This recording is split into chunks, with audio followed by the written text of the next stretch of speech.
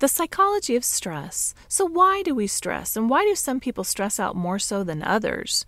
We talked about the role that personality plays in terms of why we stress, and don't get me wrong, personality definitely plays a role in how we deal with stress, but I'd like to go a bit deeper and ask, what's the real reason we stress out?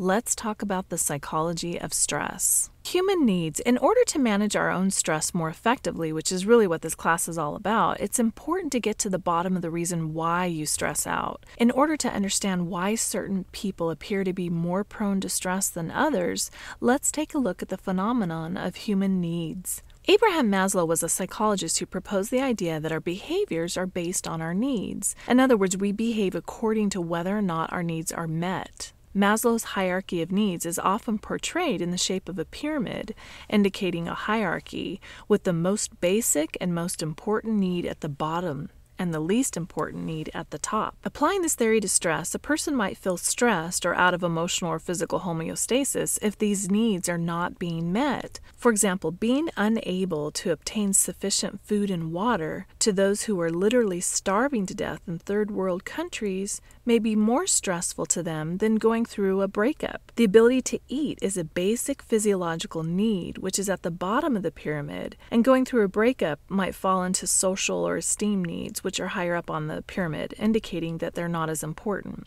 So based on Maslow's theory, an unmet physiological need trumps an unmet social or self-esteem need. In other words, an unmet physiological need is a stronger force or determining factor with one's behavior. But someone who has never experienced true starvation, but who feels that they're unworthy of love and that they'll never find love again after going through a breakup, will most likely feel extremely stressed after going through this breakup and being rejected by their lover. So they may feel that an unmet social or self-esteem need trumps a physiological need, only because they have never experienced a true physiological need. Believe it or not, a woman who survived living in a concentration camp during World War II and wrote a book about it admitted that feeling rejected from a boy that she really liked after being released from the concentration camp in a way was worse than the inhumane experiences she endured in a concentration camp. So in this case, needing to feel loved and accepted trumped, to an extent, physiological needs for the girl in this concentration camp. What do you think? Are physiological needs or lack thereof more stressful or less stressful than needs that are higher up on the pyramid, such as feeling safe or feeling that you're connected to others? ABCs of human needs. The ABCs of human needs is another theory that illustrates the phenomenon that humans have certain needs. Just like Maslow's theory, it's important to note that everyone is different in terms of which needs they value most. Some people place more emphasis on particular needs than others.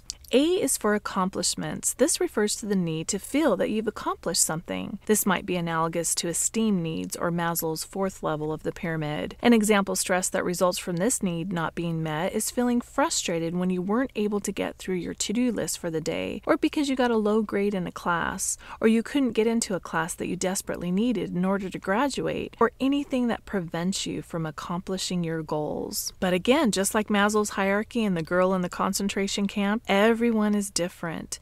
Being prevented from accomplishing something might not be a stressor at all for some people because they're completely fine with not accomplishing anything in their daily life, let alone their life in general. But others get very stressed, agitated, angry, or frustrated when they're prevented from accomplishing their goals. B is for belonging. This refers to the need to feel a sense of belonging and acceptance, and is analogous to the third level of Maslow's needs or social needs. Needing to love and be loved sexually and non-sexually by others would fall into this category. An example of a stress that results when this need is not being met is feeling lonely, anxious, or depressed after a relationship has ended. Some people actually prefer being a loner than feeling they belong with any particular group of people, while others might be willing to do anything to belong. So this need or lack thereof might not be stressful to some people. C is for comfort. This refers to the need to feel physically comfortable and would be analogous to the first level of Maslow's hierarchy, psychological needs. An example of stress that results when this need is not met is feeling sad or depressed because of pain or injury, or feeling irritated because of discomfort resulting from a broken air conditioner in the middle of a hot summer.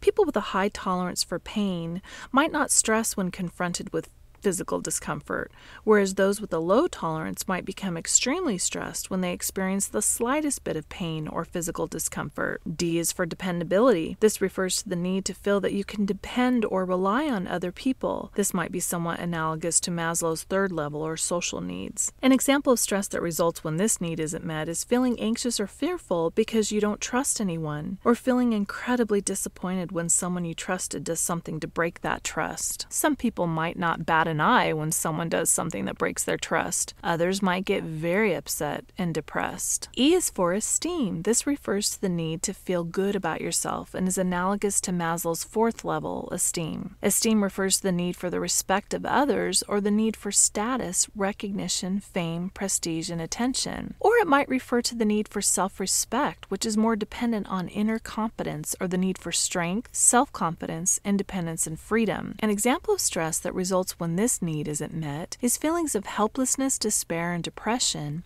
when you didn't get a promotion at work that you thought you absolutely deserved. Some people could care less about having respect from others or the need for status, attention, or fame. And to others, those things are very important. F is for finances. This refers to the need to feel that you're financially secure. An example of stress that results when this need isn't met is feeling anxious because you don't know how you're going to pay your bills. Some people might be able to live on hardly any income at all and be okay with not knowing how they're going to pay the bills each month. Others might feel extremely stressed when they actually have a relatively large bank account and have quite a few material possessions, but are anxious or frustrated because they don't have everything they want. In the context of stress, both Maslow's hierarchy of needs and the ABCs of human needs are contingent upon one thing: perception. Just as perception plays a role in whether stressors are eustressful or distressful, perception determines the extent to which the deprivation of the need is stressful. So again, perception is a huge determining factor in our stress levels, and we'll talk about how to change our perceptions in another lecture. So we've talked about why we stress out in terms of human needs. Another aspect that pertains to the psychology of stress is ways in which to measure or assess stress. Although most of us probably already know whether we're stressed or not, stressful emotions such as anger or fear result in very distinct physiological reactions such as rapid, shallow breathing. Do we really need to take a survey or use a gadget to tell us that we're stressed? Regardless, there are actually several gadgets and instruments that attempt to quantify or measure our stress levels. Some might be completely silly and inaccurate, but some might be fairly valid. The stress card requires that you place your thumb on the card, and then it purports to identify the extent to which you are feeling stress by displaying a particular color. Black means you're stressed, while blue means you're relaxed. Mood mouse pad. Similarly, a customized mood mouse pad changes color when you use it, which supposedly helps discover the extent to which you feel stressed. There's even a stress indicator, which is a computer program that purports to identify causes of stress through verbal analysis. By speaking into the mobile device or computer microphone about your life, the software identifies sources of stress by using mathematical formulas. These formulas supposedly identify, measure, and analyze patterns in the frequency of your voice, which helps identify areas of your life that are causing the most stress. And there are visual images that are supposed to tell if you're stressed. The next couple of slides contain a fun but probably not very valid assessment. If the images appear to be moving, it means you're stressed. The faster they move, then the more stressed you are. If they're completely stationary, then you're supposedly not stressed at all. In addition to gadgets, several questionnaires have been created in attempts to quantify stress. Perhaps the most valid and most commonly used survey is the Social Readjustment Rating Scale, or the SRRS, also called the Life Change Scale or the Holmes-Rahe Scale. This was developed in the 1960s by a medical school student, Richard Rahe,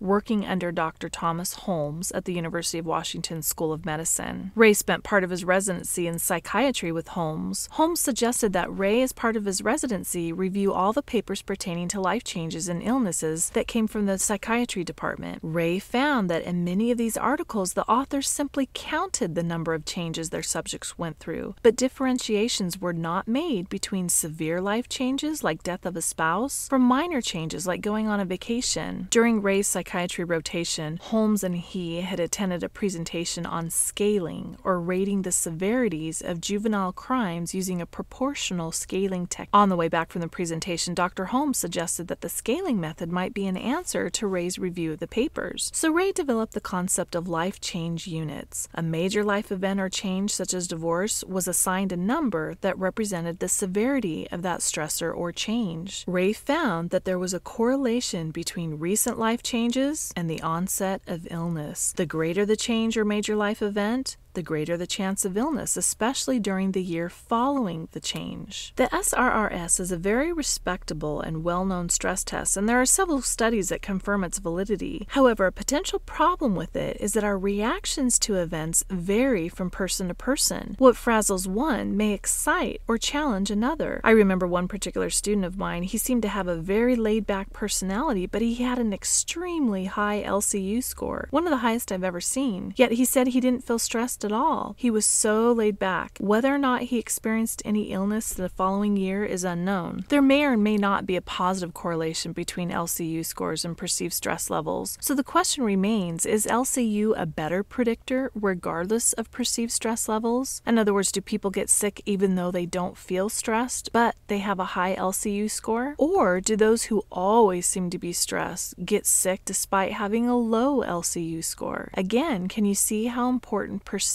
is in determining our stress levels? It may be that LCU score is not correlated with perceived stress levels. The supplemental video for this lecture is Robert Sapolsky, The Psychology of Stress, and is about 3 minutes. Dr. Sapolsky is a very well-known scientist at Stanford University. Listen to what he says about our stress response compared to animals' responses as they are about to be eaten or are trying to eat so they don't starve. Key points: the extent to which we feel stressed is based to a large extent on whether or not our needs are being met. Maslow's hierarchy of needs and the ABCs of human needs help explain this phenomenon. Perception is a huge determining factor of our stress levels. There are several ways to assess or quantify our stress levels. The Holmes and Ray scale is a valid and respectable survey that attempts to predict illness based on changes in one's life. Life events are assigned an LCU, life change unit score. The higher the score, the greater the chance for illness. And that's it for this lecture.